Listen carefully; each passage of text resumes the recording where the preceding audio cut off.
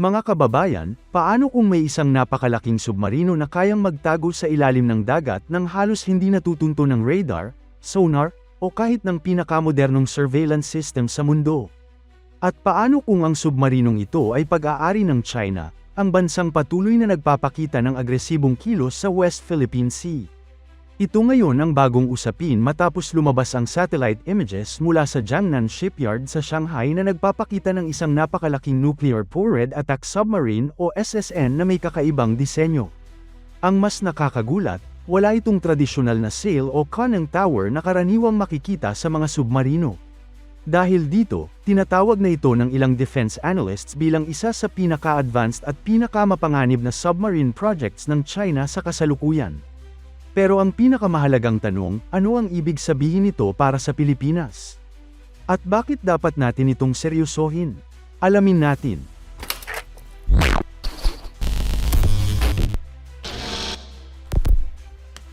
Sa unang tingin, maaaring isipin ng marami na isa lamang itong panibagong submarino. Ngunit para sa mga eksperto sa larangan ng military technology, malaking pagbabago ito sa larangan ng undersea warfare. Ang bagong submarino ng China ay tinatayang may habang humigit kumulang 120 metro o halos 374 na talampakan. Mas malaki ito kaysa sa maraming attack submarines na ginagamit ng ibang bansa. Ngunit hindi ang laki ang pinaka-interesante rito. Ang tunay na nakakabahala ay ang disenyo nito. Sa loob ng maraming dekada, halos lahat ng submarino sa mundo ay may sail o conning tower na nakausli sa ibabaw ng katawan ng barko. Ito ang bahagi kung saan nakalagay ang ilang sensors, communication equipment, at control systems. Ngunit sa bagong disenyo ng China, halos wala kang makikitang ganoong istruktura. Mas streamlined ang katawan nito, mas malinis ang hugis, at mas mahirap itong matukoy habang nasa ilalim ng dagat. Kapag mas kaunti ang nakausli sa katawan ng submarino, mas mababa ang drag o resistance mula sa tubig. Ibig sabihin, mas mabilis itong makakagalaw at mas tahimik habang naglalayag.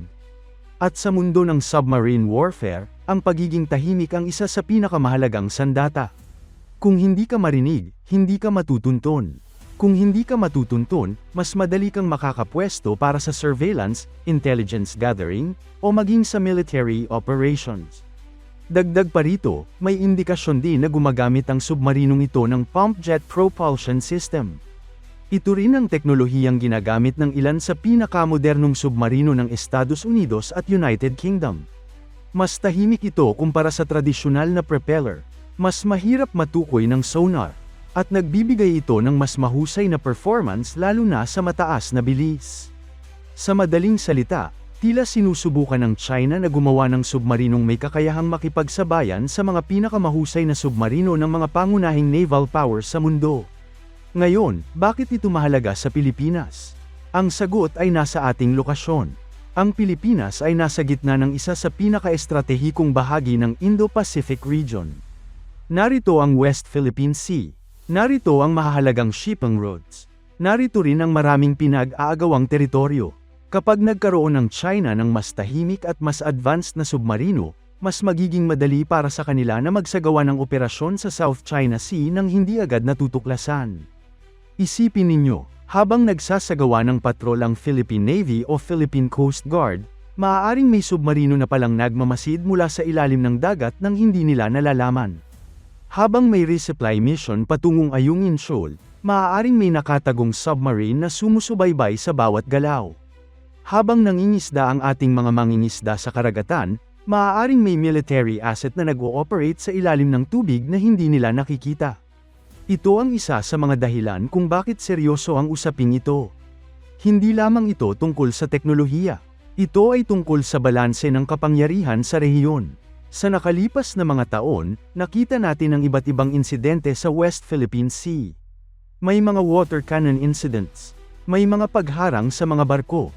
May mga ulat ng dangerous maneuvers. May mga alegasyon ng laser targeting. At mayroon ding mga pagtatangka na pigilan ang mga resupply missions ng Pilipinas. Ngayon, isipin kung paano mababago ang sitwasyon kapag may mas advanced na submarine force na nakasuporta sa mga operasyong ito. Mas lalaki ang kakayahan ng China na mag-monitor ng mga kilos ng ibang bansa. Mas lalaki ang kanilang deterrence capability. At mas lalaki rin ang pressure sa mga bansang umaangkin ng karapatan sa South China Sea. Isa pang mahalagang usapin ay ang seguridad ng ating mga sea lanes. Mahigit 70% ng pandaigdigang kalakalan ay dumadaan sa karagatan. Ang Pilipinas ay umaasa sa malayang pagdaloy ng mga barko para sa pagkain, enerhiya, at iba pang mahalagang produkto. Kapag may kakayahan ng isang bansa na mag-operate ng halos hindi natutunton sa ilalim ng dagat, nagkakaroon ito ng malaking strategic advantage. Hindi lamang mga barko ang maaaring maapektuhan. Kasama rin dito ang mga undersea communication cables na nagsisilbing backbone ng internet at digital communication sa buong mundo. Sa panahon ngayon, ang kontrol sa ilalim ng dagat ay halos kasing halaga ng kontrol sa himpapawid. At dito pumapasok ang isa sa pinakamalaking hamon para sa Pilipinas. Sa kasalukuyan, wala pa tayong operational submarine. Habang ang ibang bansa ay patuloy na nagpapalawak ng kanilang undersea capabilities, ang Pilipinas ay nagsisimula pa lamang sa pagbuo ng mas malakas na anti-submarine warfare capability. Ito ang dahilan kung bakit pinapalakas ng Armed Forces of the Philippines ang modernization program nito. Kasama rito ang pagkuha ng mga bagong kagamitan para sa maritime surveillance. Kasama rin ang pagpapalawak ng coastal defense systems. At higit sa lahat, ang pagpapalakas ng kakayahan laban sa mga submarino. Isa sa mga mahalagang hakbang ay ang pagkuha ng O-159 Wildcat helicopters. Ang mga helicopter na ito ay may kakayahang magsagawa ng anti-submarine warfare missions. Mayroon silang advanced sensors, may sonar systems, at may kakayahang maghanap ng mga submarino sa ilalim ng dagat. Bagamat mahalaga ito, marami pa ring eksperto ang naniniwalang kailangan pang dagdagan ng Pilipinas ang mga kakayahan nito sa larangang ito. Kasama rito ang mas maraming maritime patrol aircraft, mas modernong sensors, mas mahusay na intelligence gathering, at posibleng pagkuha ng sariling submarino sa hinaharap. Matagal nang pinag-aaralan ng Pilipinas ang posibilidad na magkaroon ng submarine fleet. Kabilang sa mga madalas na nababanggit na opsyon ang mga submarino mula sa France at South Korea. Bagamat malaking gastusin ito, maraming defense analysts ang nagsasabing mahalagang bahagi ito ng long-term defense strategy ng bansa. Ngunit hindi lamang kagamitan ang sagot sa hamong ito. Mahalaga rin ang mga alyansa. Sa kasalukuyan, patuloy na lumalalim ang defense cooperation ng Pilipinas sa Estados Unidos, Japan, Australia, at iba pang kalyadong bansa. Sa pamamagitan ng mga joint exercises tulad ng balikatan at iba pang military engagements, nakakakuha ang Pilipinas ng mahalagang kaalaman at karanasan sa modernong maritime at anti-submarine operations. Mahalaga rin ang intelligence sharing. Kung mas maraming impormasyon ang naibabahagi ng mga magkakaalyadong bansa, mas mabilis matutukoy ang mga potensyal na banta sa rehiyon. At sa panahon ng lumalawak na military modernization ng China, lalong nagiging mahalaga ang ganitong uri ng kooperasyon. Sa huli, ang paglitaw ng bagong sailless submarine ng China ay hindi nangangahulugan na may nalalapit na digmaan. Ngunit isa itong malinaw na paalala na mabilis ang pagbabago ng security environment sa Indo-Pacific. Habang ang China ay patuloy na nagde-develop ng mga bagong teknolohiya, kinakailangan ding tiyakin ng Pilipinas na hindi ito maiiwan.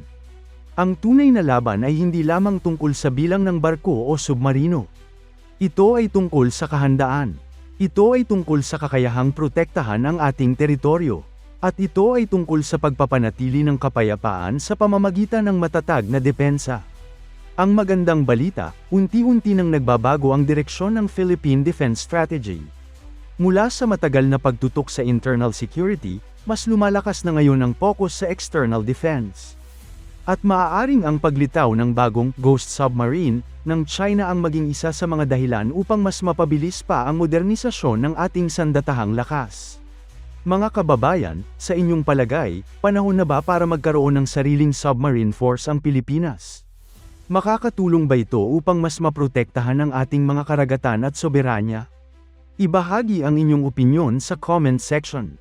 At kung gusto ninyo ng mas marami pang updates tungkol sa Philippine Defense, military modernization, at mga usaping may kinalaman sa West Philippine Sea, huwag kalimutang mag-like, mag-share, at mag-subscribe. Maraming salamat sa panunood at mabuhay ang Pilipinas!